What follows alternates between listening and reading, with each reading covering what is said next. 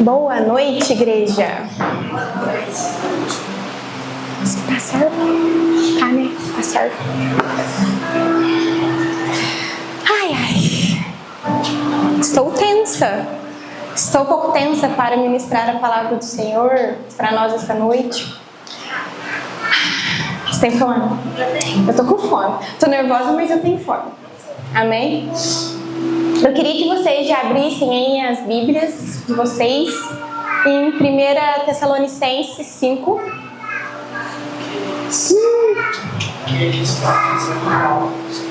Olha, o louvor começou a ir pro rio da mensagem. Falei, nossa, a gente tá no óleo. Glória a Deus por isso.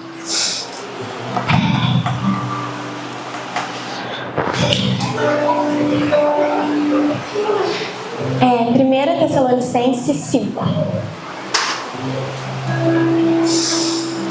Ai.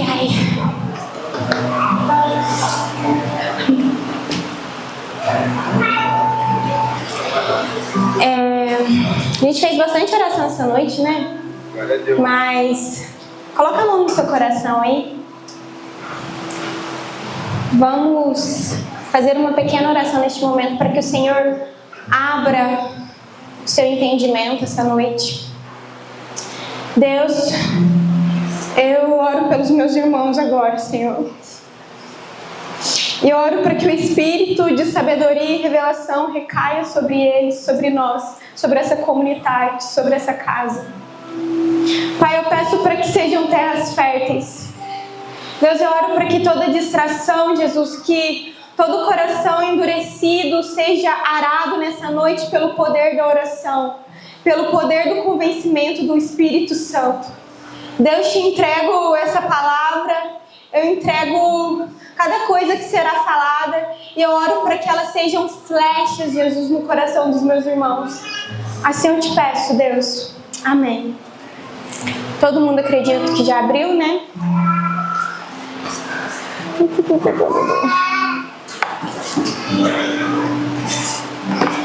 pegar minha Bíblia, que a letrinha é bem pequenininha. Irmãos, quanto aos tempos e épocas, não precisamos escrever-lhes, pois vocês mesmos sabem perfeitamente que o dia do Senhor virá como ladrão à noite. Quando disserem paz e segurança, a destruição virá sobre eles de repente, como as dores de parto a uma mulher grávida, e de modo nenhum escaparão. Mas vocês, irmãos, não estão nas trevas para que esse dia os surpreenda como ladrão. Vocês todos são filhos da luz, filhos do dia. Não somos da noite nem das trevas. Portanto, não durmamos como os demais, mas estejamos atentos e sejamos sóbrios. Pois os que dormem, dormem de noite. Os que se embriagam, embriagam de noite. Nós, porém, que somos do dia, sejamos sóbrios, vestindo a couraça da fé e do amor e o capacete da esperança da salvação. Porque Deus não nos destinou para a ira, mas para recebermos a salvação por meio de nosso Senhor Jesus Cristo. Ele morreu por nós, para que quer estejamos acordados, quer dormindo, vivamos unidos a Ele. Uau! Uau! Paulo aqui, ele está escrevendo uma carta para essa igreja. E você reparou que ele inicia falando assim, olha, eu nem precisava escrever, eu nem preciso falar para vocês sobre essas coisas, porque vocês sabem muito bem. E eu queria iniciar esse sermão falando para vocês, CMD. Nós que amamos escatologia, nós que amamos o fim dos tempos, nós que amamos o retorno de Cristo, nós que cantamos, com tanta intensidade, Maranata. Nós já sabemos de muitas coisas. Mas Paulo, ele fala assim, vocês que já sabem, ainda quero dar algumas coisinhas para que vocês se atentem durante essa jornada até a era vindoura. Ele vai falar sobre 2 tipos de pessoas, sobre 2 tipos de gente que aguarda o fim. E é sobre isso que eu quero conversar com vocês essa noite. Eu quero que nós possamos entender qual é esse tipo de gente do fim. E eu quero que nós venhamos nos posicionar em um lugar onde nós respondemos a palavra do Senhor de maneira intencional. Só que para isso, eu quero iniciar falando o tipo de gente que nós não devemos ser. Vocês repararam que ele falou assim, ó, nós que somos filhos da luz, andamos de dia. Por quê? Porque nós não somos mais filhos das trevas. A partir do momento que Cristo nos encontra, Ele nos transporta de um lugar de trevas, de um lugar de pecado, para o reino da maravilhosa luz. Então nós não somos mais filhos das trevas. Mas Ele também vai falar assim, que os filhos da noite são aqueles que estão adormecidos e aqueles que estão embriagados. E Ele também vai falar sobre os filhos da luz, que são aqueles que andam de maneira sóbria. E eu queria iniciar o nosso sermão falando sobre os bêbados espirituais, os que se embriagam espiritualmente. Eu queria que você, nem precisa vocês abrirem não, tá? Eu vou abrir lá em Lucas 21:34, só pra gente já deixar aberto aqui, ser rápido e vocês ficarem comigo.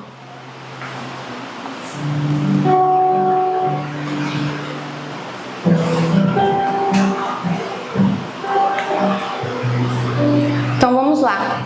Então nós iremos falar agora sobre os embriagados, aqueles que são os filhos da noite. Gente, o que é uma pessoa embriagada?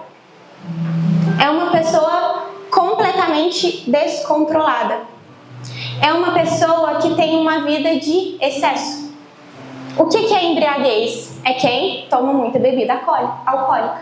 Então essa pessoa, por excesso de bebida alcoólica, ela se torna uma pessoa descontrolada, uma pessoa que não possui lucidez para discernir as coisas à sua volta. Encontra com um bêbado, ele nem vai saber às vezes que tem um degrau, porque ele não consegue, naquele excesso, discernir o que está à volta dele.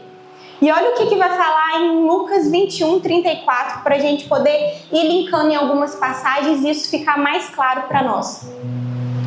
Lucas 21:34. Tenham cuidado para não sobrecarregar o coração de vocês de libertinagem, bebedeira e ansiedades da vida.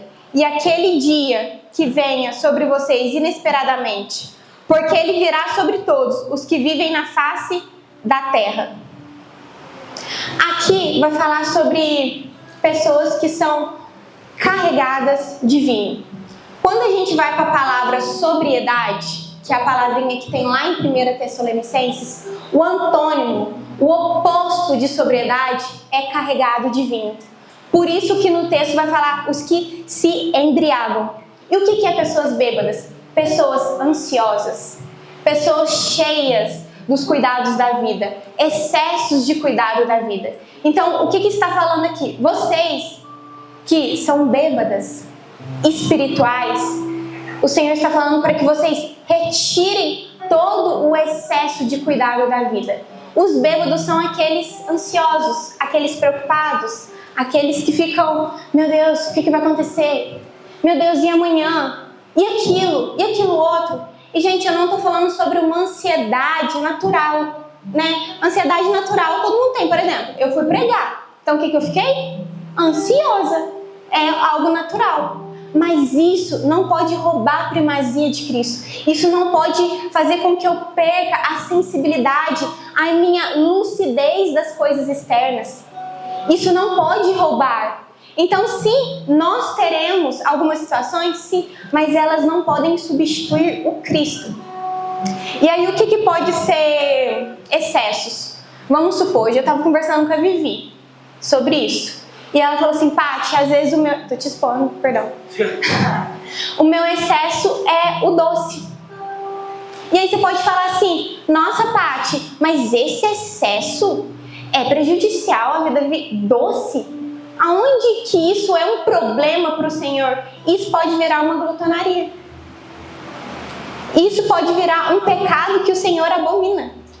E enquanto eu estava meditando, eu notei uma frase que fala assim, ó, toda insatisfação em Deus é compensada em algum tipo de excesso. Gente, tudo aquilo que você não resolve no Senhor, Aquilo que o Senhor não preenche em você, você vai compensar em alguma área da sua vida. Seja comendo, seja comprando. Quantas pessoas, elas estão mal e aí elas falam, vou comprar uma blusinha, vou comprar um tênis para resolver o meu problema com Deus. Então esse lugar de insatisfação é um lugar que traz raízes de pecado. Gente, ninguém peca do nada. Vamos supor, eu adulterei. Em nome de Jesus, vou parar. Eu adulterei. Vocês acham que isso começou do dia para a noite? Não. Isso é uma raiz de insatisfação no meu casamento que eu não resolvi. Então aquela insatisfação pequena começou a trazer um excesso. Um excesso talvez de desejo por fora, um excesso de vislumbre de um tipo de vida. E aquilo começa a entrar no meu coração. E eu me torno uma pessoa que é incapaz de discernir. Uma pessoa incapaz de saber o que está ao redor. Eu começo a perder a lucidez por causa dos excessos. E os cuidados da vida também, que podem ser lascívia, luxúria, cobiça. Quantas coisas nós nos deparamos hoje que pode roubar o nosso coração. Então, eu quero que vocês guardem sobre os bêbados. Conforme a mensagem for acontecendo, vocês vão começar a linkar melhor, certo? Então, vocês guardem que os bêbados são aqueles que vivem uma vida de excesso, uma vida de muitas coisas, ok? E agora nós vamos para o segundo tipo de gente que vai falar no texto de Tessalonicenses, que é os adormecidos. Quem são os adormecidos? Os adormecidos são os que andam em trevas. Adormecidos são os filhos da noite, os que andam em trevas. E o que é, Paty, andar em trevas? Tá, beleza, filhos da noite. E o que isso tem a ver com a minha vida? Sabe o que é andar em trevas? É quando você tem alguma coisa que está oculta de Deus. Alguma coisa que Deus ainda não mexeu. Ou às vezes uma coisa que você até sabe que não é legal, mas você não deixa Deus ir lá e cutucar. Você está sempre se escondendo, você está sempre ocultando isso do Senhor. E, consequentemente, a gente oculta isso da comunidade. Né? Se a gente está ocultando do Senhor, obviamente a gente não vai expor isso para a nossa comunidade, para alguém que nos discipula, alguém que caminha conosco. Então, os adormecidos são aqueles que têm suas vidas ocultadas. E olha o que vai falar em Efésios 5:8. Não precisa abrir, gente. Para a gente ser rápido aqui.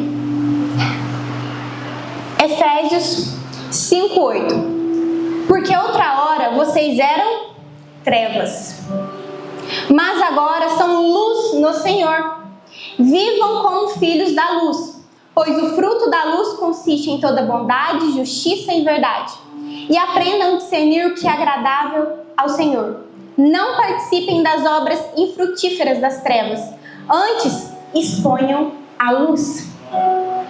Porque aquilo que eles fazem oculto, até mencionar é vergonhoso. Mas tudo que é exposto pela luz torna-se visível, pois a luz torna visível todas as coisas. Por isso é que foi dito: desperta, tu que dormes, levanta-te dentre os mortos, e Cristo resplandecerá sobre ti. Sabe em Efésios o que ele está comparando os adormecidos? As pessoas mortas. Então, nessa passagem, os que dormem são tidos como mortos. Mas, Paty, o que é ser um morto espiritual? É alguém que não vive em novidade de vida. É alguém que está preso numa experiência lá do passado e não consegue criar algo novo com o Senhor, que não consegue experimentar de um relacionamento, de uma profundidade com Deus. Isso é um morto espiritual. Alguém que paralisou no tempo e não anda mais. Alguém que não consegue entender o que está acontecendo. Vocês já conviveram com alguém que tem muita dificuldade de acordar? É eu. E aí, quando eu vou acordar, eu fico assim, ó. Eu fico literalmente desse jeito, porque eu tenho muita dificuldade. A pessoa adormecida é aquela pessoa que, tipo assim, não sabe o que está acontecendo. Ela não sabe que horas é, ela não sabe o que ela tem que fazer, porque ela ainda não conseguiu entrar na realidade. E, gente, sabe o que é sobriedade quando fala lá em Tessalonicenses? É alguém que tem a consciência da verdadeira vida. Então, pessoas bêbadas, pessoas adormecidas, elas não conseguem ter consciência do que é verdade segundo o Senhor. E não segundo a sua vontade, mas segundo a boa vontade de Deus. Então, o que o Senhor está falando aqui para nós? Vocês não são filhos da luz para ter coisas ocultadas. E, gente, eu não estou falando sobre nós termos 99% de coisas boas. Esse 1% pode ser aquela mosquinha que o Lê pregou no final do ano, que cai dentro do frasco e estraga tudo que você construiu. Esse 1% precisa ser exposto à luz de Deus. Gente, nossa, essa semana eu fiquei com tanta raiva de mim, que eu falei assim, Deus, o Senhor precisa me mudar urgentemente, porque eu tenho necessidade de não ter mais esse pecado dentro de mim. Então eu estou expondo para o Senhor, e eu falei para o Lelê, me perdoa, eu creio no Senhor e no que Ele está fazendo. Então não leve o meu pecado para o seu coração, porque isso não é um problema seu, isso é um problema meu, que precisa ser resolvido em Deus, que precisa ser resolvido em oração, em conversas com outras pessoas para me ajudar. Porque 1%, gente, é muito pouco. Esse coração de trazer para a luz é o que nos salva, é o que nos liberta de nós, é o que faz com que tudo aquilo que a gente constrói não seja desmoronado. E olha o que vai falar em Provérbios 28:13. Quem esconde os seus pecados não prospera, mas quem os confessa e os abandona encontra misericórdia. Quanta misericórdia existe na parte de Deus, a ponto dele não nos lançar fora diante da nossa fragilidade, diante do nosso pecado. Pelo contrário, o Senhor quer que nós tenhamos um passo de coragem e venhamos levar isso para a luz, para que todas as coisas das nossas vidas sejam visíveis. Gente, isso é muito sério, cara. Porque mais na frente eu vou lhe citar lá uma pessoinha lá, não vou citar agora, senão vou quebrar o sermão. Mas tipo assim, sabe por que isso é muito sério? Porque nós falamos assim, Deus, nós queremos um avivamento do Senhor. Deus, que o Senhor venha com o seu avivamento nos últimos dias. E gente, isso é maravilhoso. Só que no avivamento também vem duas coisas. Vem milagres, curas, maravilhas, mas também vem manifestação de juízo.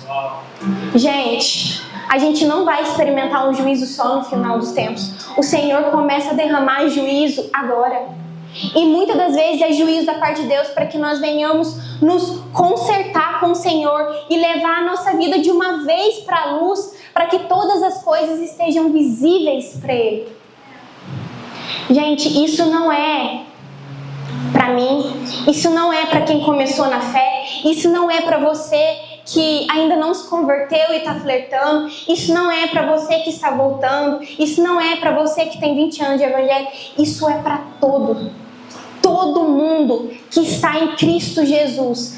Deus, Ele faz um chamamento: não sejais filhos das trevas, andai em plena luz, tornar visível todas as coisas, para que a luz de Cristo resplandeça sobre você e todas as trevas que ainda existem em nós, tá?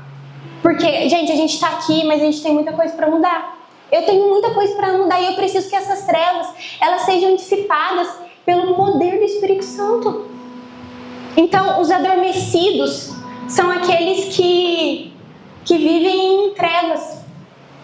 E você pode falar assim, mas Paty, eu achava que eu era um bêbado, mas agora você falando, parece que eu estou adormecida. Eu não tenho novidade de vida, eu parei no tempo, eu não tenho poder da ressurreição de Cristo, sabe? Eu não carrego a vida do Cristo ressurreto em mim. Mas o que eu devo fazer, Paty? Você precisa se arrepender. Porque o que é se arrepender? Se arrepender é trazer para a luz. Isso é arrependimento.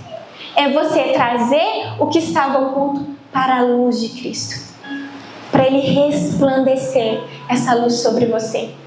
Então, o Senhor nos convida a não ser mais pessoas que dormem, mas pessoas que vivem a partir do Cristo ressurreto e vivem uma vida de arrependimento. Essa é a mensagem inicial do Evangelho. Jesus começou pregando que é arrependimento.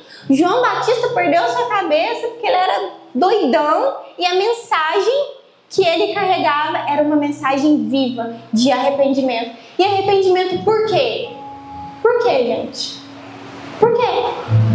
Porque o reino dos céus está próximo. Porque a era vindoura está próxima. E talvez, só talvez, igual o Giovanni falou, só talvez. Essa frase de efeito é doida, né? Fica bom. Então, tipo assim, só talvez você pense assim, ah, Paty, mas aqui, a gente canta Maranata, né? Mas Jesus não vai voltar agora. Oh, eu estudo, Paty, beleza, eu estudo. E não cumpriu tudo que tem para cumprir, sabe? Não aconteceu aquilo, não aconteceu aquilo outro. Então, assim, eu acho, Paty, que ainda vai demorar tipo uns 30, 50 anos, e olha lá. E talvez eu até esteja morto quando Cristo voltar. E meus filhos, os meus netos virão isso. Mas, gente, talvez o dia do Senhor pode ser hoje para nós. Por que não? Por que não? Nesse contexto de Tessalonicenses, a palavra dormir, que é usada ali no texto, também tem um significado que é pessoas que vivem como se o dia do juízo não viesse sobre elas. Meu Deus. Pessoas que vivem como se o Senhor não fosse voltar para elas. Mas, meu amigo, se o Senhor pedir a sua alma hoje, você está vivendo a volta de Jesus, porque quando Ele voltar vai ser num piscar de olhos e você vai tipo, você morreu e viu Jesus. E aí? Então, a gente anda com essa dimensão de tipo assim, ah, que isso? A vida vai acontecer porque Jesus não está voltando. Mas e se Jesus voltar hoje para você? E se Jesus voltar hoje para mim? Como Ele vai nos encontrar bêbados, tendo uma vida de excessos? Tem que gastar, tem que comer, tem que viajar, tem que passear, porque parece que a nossa alma não é satisfeita apenas com o Senhor. Relacionamentos, isso, aquilo, conquistas, não. Ou será que Ele vai nos encontrar dormindo? Pessoas que estão despreocupadas como se o dia do Senhor não viesse para nós. E aqui, os adormecidos, eles também podem ser considerados, sabe como? Loucos, insensatos, presunçosos, porque acham que a vida está na palma das suas mãos. Como se nós tivéssemos o controle de alguma coisa. Como se ao planejar muito, nós estivéssemos com o controle de tudo. Presunçosos que somos, insensatos, loucos. E olha o que vai falar em Lucas 12:16.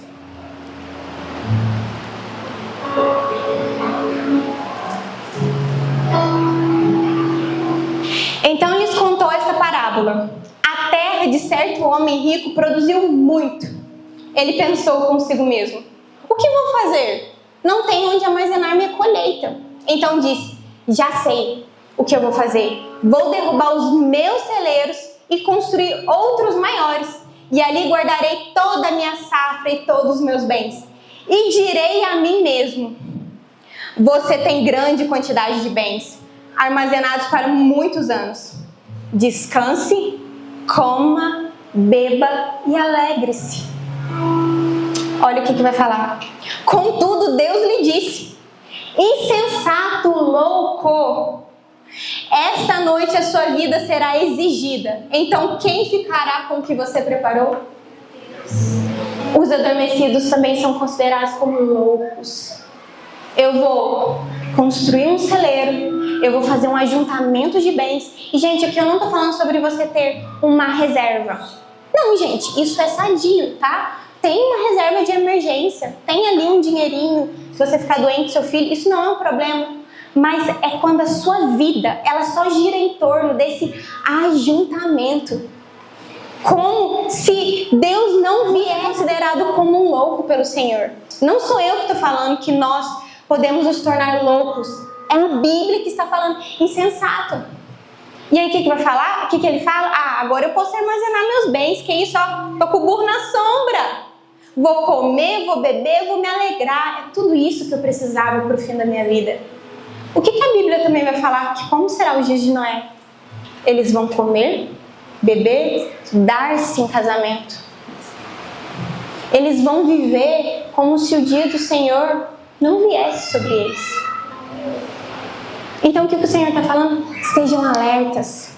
Estejam alertas. Não sejam loucos de achar que eu vou demorar e que o dia do Senhor não pode ser para você hoje.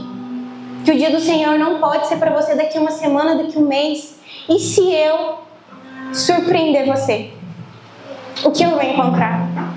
E gente, sinceramente, eu orei muito essa semana. Não só por causa da mensagem, mas porque eu já venho de algum tempo assim, que eu ando lendo o Antigo Testamento e, sabe, e Deus tem me confrontado tanto, mas tanto no Antigo Testamento, porque eu fiquei pensando assim, Paty, como você pode deixar perder aquele brilho?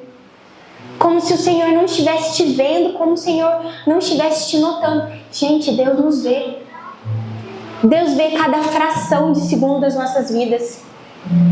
E o Senhor, Ele quer que nós estejamos armados, nós estejamos vestidos, sabe? Nós estejamos com as vestimentas corretas, nós estejamos andando na luz, para que aquele dia não nos surpreenda. Gente, a coisa mais triste é tipo assim, é alguém que sofre algum acidente ou vai para um leito e a pessoa tipo assim, corre para chamar um pastor. Porque ela precisa se arrepender, senão ela vai pro inferno. Gente, se esse dia me surpreender, eu quero falar, Deus, eu estou pronta para o Senhor. Eu nunca estive tão pronta para o Senhor como hoje. É assim que eu quero que o Senhor me surpreenda. Essa é a resposta que eu quero dar para Deus. E não tipo assim, pelo amor de Deus, chama alguém, porque se eu morrer agora eu vou pro inferno.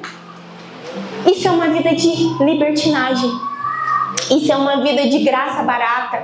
Porque a graça barata é uma graça de universalismo, né? Todos vão pro céu. Que isso? Deus é amor. Mas, gente, a graça da Bíblia, que fala lá em Tito, é uma graça que nos capacita a lutar contra as paixões da nossa carne.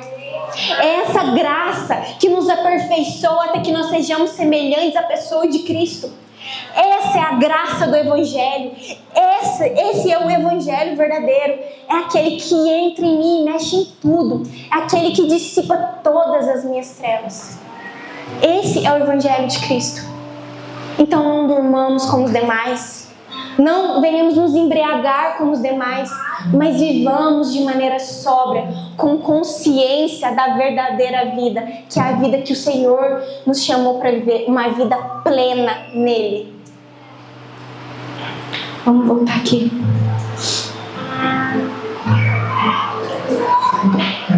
Põe para mim aqui Efésios 5,15 já. Gente, vocês estão entendendo? Tá? Tipo, Paty, nossa, eu entendi o que é um bêbado, eu entendi o que é um adormecido. Eu não quero ser assim. Eu entendi tão bem que agora eu tô com medo disso aqui e sair daqui igual um bêbado, igual um adormecido. Esses são os dois tipos de gente que nós não devemos nos tornar. E eu creio que nós não devemos nos tornar. Gente, essa é a responsabilidade da CMD. Gente, eu quero, sabe, a gente quer ter uma responsabilidade com a igreja a ponto de, tipo assim, você deixar mexer na sua vida para que toda a luz de Cristo entre e você seja semelhante a Ele. É essa responsabilidade que eu quero ter com você. Eu não quero ter uma responsabilidade somente de procurar um ponto melhor, fazer um kids melhor para as mamães. Não, gente. A minha responsabilidade maior é que se você quiser vir, eu abrir a minha vida a ponto de Cristo entrar dentro do ser. Nem que eu tenha que socar. Essa é a minha responsabilidade. Sabe? É fazer com que a luz de Deus resplandeça sobre você. Para que você se torne um filho apresentável para o Senhor. Mas nós, que não somos da noite, nós não vamos ser essas pessoas. Nós somos filhos do dia. Deus nos chama hoje para nós sermos filhos do dia. Filhos da luz. E olha o que vai falar em Efésios 5,15. Tenham cuidado com a sua maneira de viver. Que não seja como insensatos, mas como sábios. Aproveitando ao máximo cada oportunidade, porque os dias são maus. Portanto, não sejam insensatos, mas procurem compreender qual é a vontade do Senhor. Não se embriaguem com vinho, não sejam pessoas de excesso, que leva à libertinagem, mas sejam cheios do Espírito Santo, falando uns aos outros como salmos, hinos e cânticos espirituais, cantando e louvando ao Senhor de coração, sempre dando graças a Deus Pai por todas as coisas em nome do nosso Senhor Jesus Cristo. Uau! Paty, como eu não vou ser um bêbado? Porque às vezes eu não quero ser bêbado, mas eu caio nos excessos da vida. Paty, como que eu não vou ser um adormecido? Sejam cheios do Espírito Santo. E olha o papel da comunidade aqui. Entre vós, cantem salmos, hinos, louvem, deem graças a Deus. Olha o poder da comunidade. Olha o poder da comunhão. Olha quando nós estamos expostos ao corpo de Cristo, o poder que isso tem de nos encher do Espírito Santo. Encham do poder do Espírito Santo. Essa é a única forma. Porque, gente, eu tava conversando com quem? Com a Lara. Tava conversando com a Lara. Tô citando essa pessoa aqui. Tava conversando com a Lara. A gente, por si só, a gente não sabe escolher Deus. É uma ilusão a gente achar que, tipo assim, nossa, eu vou escolher o Senhor. Não, gente. A gente já tem uma inclinação carnal para as obras da carne. Sabe, nós temos algo dentro de nós que milita constantemente contra o Espírito Santo de Deus. Sabe, para quantas pessoas é difícil sair do Instagram? O que é isso, gente? O que é essa dificuldade que você tem? É o seu espírito militando contra a sua carne. O espírito falando assim, cara, tira esse excesso da sua vida. E a carne fala, vai que é gostosinho. É só um pouquinho, mas aí você já rolou o feed lá meia hora. 1 hora. E aí você fala assim, mas eu não tenho tempo. O que eu faço da minha vida? Gente, é assim. A carne, ela é traiçoeira. Ela é traiçoeira. Ela quer comer o espírito assim. Mas nós expomos a nossa vida à luz de Cristo. Nós expomos a nossa vida à comunidade. E isso tem poder operante de nos encher. Gente, uma pessoa cheia, ela se torna uma pessoa lúcida, ao contrário dos bêbados. Porque ela consegue discernir tanto bem como mal. Assim como fala lá em Hebreus, filhos maduros, eles discernem bem tanto o mal como o bem. Então, gente, é isso que o Senhor está nos chamando. O Senhor está nos chamando para que nós venhamos entrar nessa realidade. E eu não estou falando que não existe essa luta. Vai existir essa luta. Mas nós precisamos expô-la. Expô-la para que o Senhor venha e nos transforme de uma vez por todas. E para vocês entenderem um pouquinho mais, eu quero usar 2 tipos de gente que Jesus fala. Jesus, em uma outra parábola, ele vai falar sobre 2 tipos de pessoas. Ele vai falar sobre o joio e sobre o trigo. E, gente, olha que doideira que é essa parada aqui, que eu ouvi, tipo assim, há anos, e essa semana, pum, na minha cabeça. Fez um pum na minha cabeça. Gente, o trigo e o joio, Jesus está lá contando a parábola. Até os discípulos, né, querem tentar arrancar o joio do meio do trigo, e Jesus fala assim, vai, arranca, bonitão. Você vai acabar arrancando os trigos junto. Isso é para os ceifeiros no último dia. Então, essa colheita vai acontecer nos últimos dias. Então, pare de ser o bonitão aí, o espiritual. Eu vou discernir, os meus anjos discernirão. E aí, quando a gente vai pensar sobre joio e trigo, porque lá está a parábola, né? Mas quando a gente vai entender um pouquinho mais sobre o trigo e o joio, olha que interessante. Existem 2 características que os 2 carregam. O trigo, ele cresce igualmente ao joio. Por isso eles são confundidos, porque eles se parecem muito, eles são quase iguais. Então eles crescem ali na mesma estatura. O trigo de antigamente ele crescia mais que o joio, mas eles estão ali, né, pertinho e se parecem. Só que uma coisa muito interessante acontece quando o trigo ele cresce. Quanto mais o trigo cresce, mais ele se curva, mais ele se dobra. Só que o joio não. O joio se torna rígido, endurecido. Olha aqui uma característica de uma noiva de uma igreja madura. é aquela pessoa que, quanto mais ela cresce no Senhor, quanto mais ela é exposta ao Senhor, mais ela se dobra. Mais ela se dobra à comunidade, mais ela se dobra aos irmãos, mais ela se dobra às coisas. Isso é humildade. Essa é uma grande característica do trigo. Isso é o que diferencia do joio. O joio não se dobra. Outra coisa muito interessante é que o trigo, conforme ele vai amadurecendo, ele produz muitos frutos. Quem lembra da mensagem do pastor Sileia? Ele produz frutos. Ele pode se tornar algo que mata a fome de alguém. Só que o joio, ele também produz uma coisa. O joio, ele produz uma substância que embriaga. Não sejamos como os filhos da noite, que se embriagam. Não sejamos como joios, que se embriagam. Não sejamos pessoas que produzem coisas que embriagam uns aos outros, que tiram a lucidez da comunidade. Uau! Gente, isso é muito forte. Sejamos como um trigo que, conforme cresce, se dobra e produz muitos frutos. Esse é o tipo de gente do fim. Esse é o tipo de gente que vai cantar Maranata e viver com toda intensidade. Sejamos pessoas que produzem frutos dignos de arrependimento, frutos do Espírito Santo. Pessoas cheias do fruto produzem frutos, cheias do Espírito produzem frutos. O que vai falar lá em Gálatas 5,17? Vamos ler? Vamos lá comigo.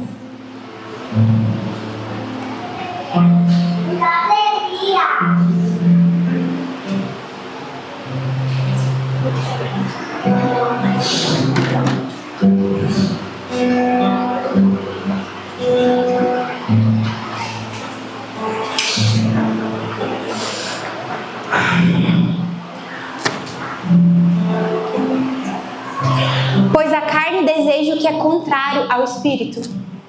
O Espírito, o que é contrário à carne. Eles estão em conflito um com o outro, de modo que vocês não fazem o que desejam. Mas se vocês são guiados pelo Espírito, não estão debaixo da lei. Ora, as obras da carne são manifestas. Olha essa listinha, tá? Que Paulo traz. Imoralidade sexual, impureza, libertinagem, idolatria e feitiçaria, ódio, discórdia, ciúmes, ira, egoísmo, dissensões, facções e inveja, embriaguez, orgias e coisas semelhantes. Eu os advirto, como antes já os adverti, aqueles que praticam essas coisas não herdarão o reino dos céus. Não herdarão o reino dos céus. O que é o reino dos céus? A era vindoura, a era na qual nós aguardamos com grande expectativa. A era que nós chamamos para vir para a realidade da terra quando nós cantamos Maranata. Essas são as obras da carne. Porém, o fruto do Espírito é amor, alegria, paz, paciência, amabilidade, bondade, fidelidade, mansidão e domínio próprio, ou em algumas outras versões, temperança, que nós podemos também traduzir como sobriedade. Os filhos do dia que andam na luz produzem frutos. E esses são os frutos que nós devemos carregar. E um deles é sobriedade. Uau! Esse é o chamamento de Deus para esses dias, até que nós venhamos aguardar aquele grande dia. Até lá, que nós não sabemos se é 10, 20 ou talvez nós iremos ser surpreendidos, porque o Senhor pode pedir as nossas vidas. Até lá, essa é a postura que nós devemos ter. Essa é a postura em relação ao Evangelho. Essa é a postura em relação à vida de comunidade. E aí, gente, eu só queria finalizar aqui com vocês uma coisinha que vai se encaixar um pouquinho com essa palavra, mas eu queria trazer para vocês, porque isso tem mexido muito comigo. Enquanto eu ministrava essa mensagem, eu fiquei pensando assim: Deus, eu não quero ser esse tipo de gente. E eu entendi que esse tipo de gente não agrada ao Senhor, então me enche do teu espírito, sabe? Me coloca nesse lugar onde as pessoas possam me ajudar a crescer em maturidade. Mas Deus, me fala alguma coisa assim para, de fato, eu ter a consciência de que eu preciso disso para minha vida. E aí Deus falou uma palavrinha: temor. Gente, isso aqui é indispensável. A gente só vai desejar viver e ter essa postura até os últimos dias se nós temermos mais a Deus. Porque o que fala nos evangelhos? Que o homem, ele pode até fazer algum mal para nós, mas aquele que tem o poder de realmente jogar a nossa alma no inferno e trazer juízo sobre as nossas vidas é o Senhor. Então não vivamos como aqueles que não percebem, não estão lúcidos que o juízo virá sobre nós. Existe um dia no qual nós aguardamos e nós não queremos que esse dia seja terrível para nós. Mas para isso é necessário que nós vivamos essa vida tendo como um princípio, como a base da sabedoria da nossa vida, que é o que fala em Provérbios, né? O temor do Senhor é um princípio da sabedoria. Nós precisamos carregar isso dentro de nós. Porque o temor é que faz com que nós venhamos lutar bravamente junto com a pessoa do Espírito Santo para que essas obras da carne não sejam vivas em nós, para que nós não sejamos como um joio que se embriaga facilmente. É o temor. Gente, no final do ano, o Lê, ele trouxe aquela passagem, né, de Davi, que ele perde seu filho, e aí ele tem uma postura ali, diante daquilo ali, ele se levanta, ele se perfuma e faz um outro filho, que a vida vai continuar. Mas vocês sabiam por que aquilo aconteceu? Vocês conhecem essa história? Quem não conhece, gente, sabe por que o filho de Davi morreu? Porque ele foi lá, dormiu com Betseba, teve um filho. Mas você fala assim, mas Paty, qual que é o problema disso? Betseba, ela era casada com Urias. Só que sabe o que acontece? Davi vai lá, faz essa tremenda coisa diante do Senhor. Só que aí Davi, ele age como um espertão, como um louco. Urias, eu vou te mandar de volta para casa. Porque aí eu mando Urias de volta para casa, aí ele vai dormir com Betseba, aí ela vai ficar grávida. Eles vão achar que o filho é dele e não meu. Então resolvido o meu pecado. Só que o que acontece? O homem fica lá e ele não sai. E ele fala assim, não, vocês estão aí, eu não irei, eu não voltarei, ficarei com vocês. Aí Davi fala assim, puxa vida, o meu plano falhou. E agora o que eu vou fazer? Vem aqui, coloca Urias no lugar que tem mais homem forte na batalha. Eu vou enviar ele para a batalha. Porque aí lá ele vai lutar com aqueles homens e provavelmente ele vai morrer. E o que acontece? Ele morre. Aí o que Davi pode ter pensado? Meu plano dessa vez não falhou. Só que aí Deus vai e envia o profeta Natan. A profeta Natan ainda vem contando uma historinha. Aqui, tinha um rico e tinha um pobre. O rico tinha muitas ovelhas, o pobre tinha uma ovelha. Só que aí chega um cara na casa deles. E aí o rico não quer dar as ovelhas para esse cara que chegou. Aí sabe o que o rico faz? Vai lá, pega a única ovelhinha que o pobre tem, mata e dá para ele. Não pega nenhuma ovelha que é sua. Tá vendo, Davi? Aí Davi fala assim, mas o que é isso? Davi se ira com o profeta. Aí o profeta vira para ele, esse homem é você. Só que, gente, o que eu quero trazer com isso? Nós achamos que nós podemos esconder algo do Senhor. Mas Deus ainda é um Deus temível. Deus ainda é um Deus temível. Quando ninguém está vendo, Deus vê. Deus vê. E aí você pode falar assim, mas Paty, isso é o Antigo Testamento. Olha como que Deus era no Antigo Testamento, chegava lá nas guerras, mata todo mundo, acaba com todo mundo, meu Deus do céu, só sangue que rolaram. Mas calma aí, aonde que tem a história de Ananias e Safira? Novo Testamento, né? No meio de um avivamento, é manifestado um juízo sobre Ananias e Safira. E Ananias e Safira também achou que poderia esconder algo do Senhor. Porque o que eles fazem? Vendem, não fala que eles venderam, dá alguma coisa, porque, gente, Ananias e Safira deu alguma coisa, tá? Aqueles que estão desaprovando o Senhor, não é que às vezes não está dando nada, às vezes está dando até alguma coisa. Aí eles vão e dão alguma coisa. Só que não era aquilo que eles deveriam fazer. E eles escolhem fazer o quê? Ocultar aquela ação. Mas aí Deus vem com juízo sobre Ananias. E aí quando Safira volta, Pedro ainda pergunta assim, aqui, mas e aquele dinheiro lá? Ainda dá uma chance para Safira se arrepender e trazer à luz o pecado à comunidade. Mas ela escolhe não fazer isso. E aí ela também recebe o juízo de Deus. E os dois morrem. E o que eu quero falar com isso? Ninguém viu, mas Deus viu. Deus viu a postura de Ananias e Safira. Deus viu que o que eles tinham no coração era trevas. Então, o que eu quero trazer para vocês essa noite? Sejamos pessoas com a dimensão de que o Senhor nos vê. E essa sobriedade vai fazer com que nós venhamos viver a vida de maneira certa, de maneira correta, produzindo os frutos do Espírito Santo. Eu quero ter essa vida, vocês querem? Então sejamos cheios do Espírito. E, gente, nós podemos ser cheios do Espírito em coisas práticas, né? Em comunhões, igreja caseira, sala de oração, frequentando os cultos, participando dessa vida ativa.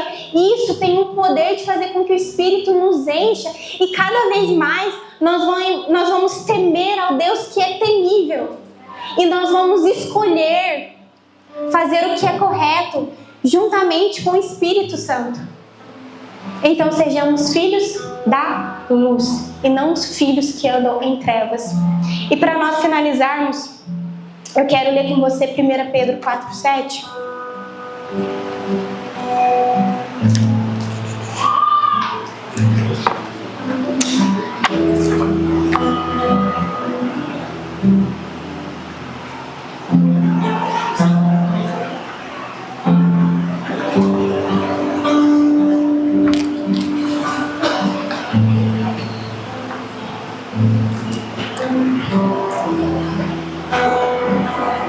Pedro 4:7. O fim de todas as coisas está próximo. Portanto, sejam criteriosos e estejam alerta. Dediquem-se à oração. Sobretudo, amem sinceramente uns aos outros, porque o amor perdoa muitíssimos pecados. Gente, esses sejam criteriosos, estejam alerta, também é sóbrios. Estejam andando em sobriedade, porque o fim está próximo. E eu não quero que você saia essa noite pensando assim, Paty, eu entendi, mas eu acho que ainda eu posso comer, beber e me alegrar. Eu quero que você saia aqui, Paty, eu posso desfrutar do que o Senhor me proporciona, mas existe uma corrida que me foi proposta e é essa corrida que eu quero viver intensamente. É esse tipo de excesso que eu quero ter na minha vida. É esse tipo de obsessão. É esse tipo de ambição. Gente, a gente tem ambição para muitas coisas, mas o Senhor quer que nós sejamos ambiciosos em ter a presença de Deus. Sejamos pessoas que desejam ardentemente essa luz, para que todas as coisas estejam visíveis no meio de nós. E o Senhor nos receba de pão grato. Coloca de pé, por favor.